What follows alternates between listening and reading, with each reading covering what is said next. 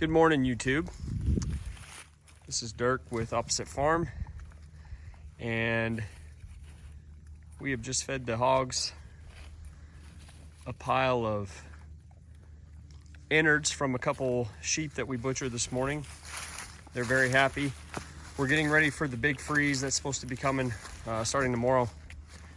I have put a round bale on the north side of this makeshift shelter. That is just a livestock cage with a tarp over it.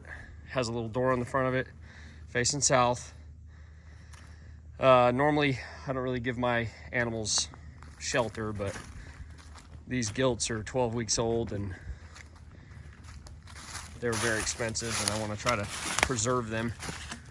I think they'd be fine, but I think it's also a good idea to give them shelter, at least get them out of the freezing rain if that happens. So that's their setup. That's going to be their home for now. I need to put a couple more bungees on the front of that. The goats came up and were giving me trouble, so yeah, I was dealing with that. I just set up a new paddock. Well, I extended the paddock for the sheep and goats. I'll take you to it. This is going to be there's a little pond there in the woods. After the sheep, goats, and pigs get done clearing as much of the ground cover as possible, eating all the acorns, trying to use that for feed, then I'm going to get in here with my excavator, my tractor and chainsaw, and clean all of this up. It's going to be a beautiful silvopasture. There's some nice pine trees, a decent amount of oaks, and several hickories in here actually. We will save all of those. But all these cedar trees, except for maybe 8 or 10 of them, will be going to my sawmill for future projects. All we have here, 3 wires, poly rope, O'Brien fence post. Those are awesome. This is a little old log road that's been on my property for years, so we're using it as our main drive area since it's already been compacted over so many years. We'll just leave it the way it is. This is going to be so nice in the spring when I get all this cleaned up. I'm hoping to have it all cleaned up by spring. It might be early summer. As soon as they're done over here on this side, we're going over here. It's almost the same, just a lot less cedars. So that way is facing north. I have a hay barn up here, which we don't really store hay, but that's what it was originally intended for. We have our fence charger in there, just a lot of tools and all of our mineral. We store our mineral in 5-gallon buckets with gamma lids. And I set up a little kind of a shelter area.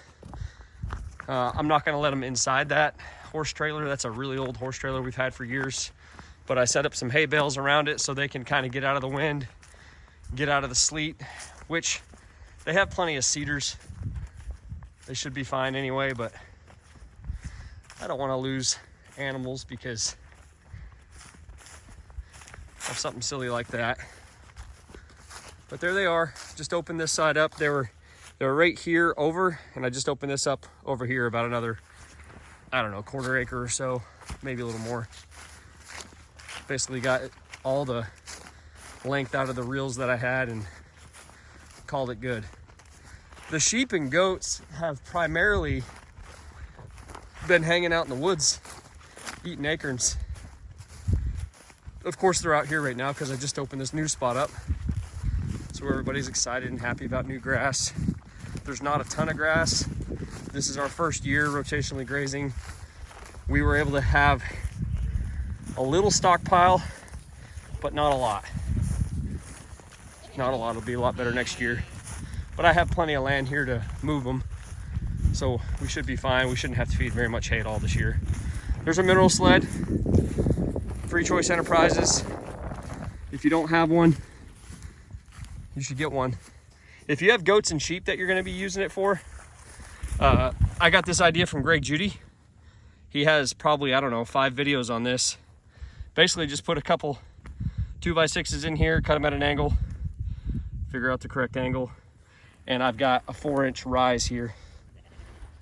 The reason for that is if a sheep or a goat sticks their head in here, and if this flap was all the way down here, when a goat jumps up here, because you know goats do goat things, it'll choke out whoever's in there and it can kill them. I think Greg said he lost a couple sheep that way, so him and Isaac came up with the plan to make that riser. So that's what I've done, because it works. We have another mineral sled that's supposed to be on its way next week from Free Choice Enterprises. Went ahead and ordered more mineral as well. I'm gonna put that up with our cattle. The cattle are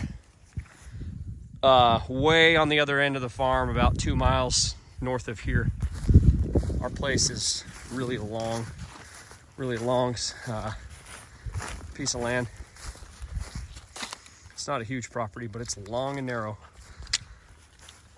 Don't they look happy? There's the Nubians, a couple Nigerian dwarfs. So the whole goal with our goats, it's pretty simple. We needed them, or I don't suppose we needed them. I wanted them to help clear brush and clear fence lines. This old fence, we're gonna tear it completely out early summer and replace it with high tinsel. We're gonna do 5-wire. We went and toured Greg Judy's farm. Well, we were there yesterday actually, and looked at his fences and just learned a lot. I'm gonna check this. 8,000, 6,000. I think I need another ground rod. I walked the entire perimeter about 20 minutes ago. There were no faults whatsoever, no grounding issues. So that tells me I need another ground rod. You're supposed to have, I believe it's 3 feet for every jewel. We have a 46 jewel charger, and I only put 5 ground rods on it, 5 6-footers. So that's not near enough, but we're gonna go to town later today and get a few of them. Just gonna go down here and make sure I have power all the way to this corner I made. So what we're doing, I've got them fenced inside the pasture right now. When they're done with this area, I'm actually gonna take another one of these Gallagher Smart fences.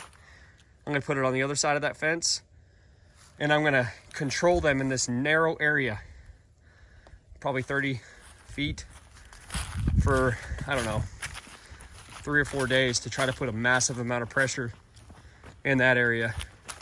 And that'll come through with a chainsaw, nippers, tractor, my excavator, and pick everything out that doesn't need to be in there. All right, let's see.